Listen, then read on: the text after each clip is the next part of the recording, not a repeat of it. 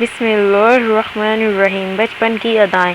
حضرت حلیمہ رضی اللہ تعالی عنہا کا بیان ہے کہ آپ صلی اللہ تعالی علیہ وآلہ وسلم کا گہوارہ یعنی جھولا فرشتوں کے ہلانے سے ہلتا تھا، اور آپ بچپن میں چاند کی طرف انگلی اٹھا کر اشارہ فرماتے تھے تو چاند آپ صلی اللہ تعالی علیہ وآلہ وسلم کی انگلی کے اشاروں پر حرکت کرتا تھا۔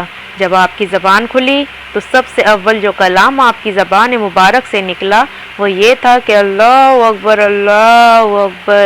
الحمدللہ رب العالمین وسبحان اللہ بکرۃ واسیلا۔ بچوں کی عادت کے مطابق کبھی بھی آپ صلی اللہ تعالی علیہ وآلہ وسلم نے کپڑوں میں بول و براز نہیں فرمایا، بلکہ ہمیشہ ایک معین وقت پر رفع و حاجت فرماتے۔ اگر کبھی آپ صلی اللہ تعالی علیہ وآلہ وسلم کی شرمگاہ کھل جاتی تو آپ رو رو کر فریاد کرتے، اور جب تک شرمگاہ نہ چھپ جاتی آپ کو چین و قرار نہیں آتا تھا، اور اگر شرمگاہ چھپانے میں مجھ سے کچھ تاخیر ہو جاتی تو غیب سے کوئی آپ کی شرمگاہ چھپا دیتا۔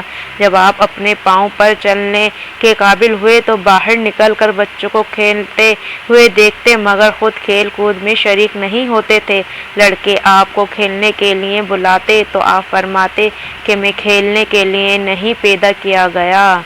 سبحان اللہ سبحان اللہ۔ اگر آپ کو ہماری ویڈیو پسند آتی ہو تو پلیز ہمارے چینل کو سبسکرائب کریں، ویڈیو کو لائک اور شیئر ضرور کر دیا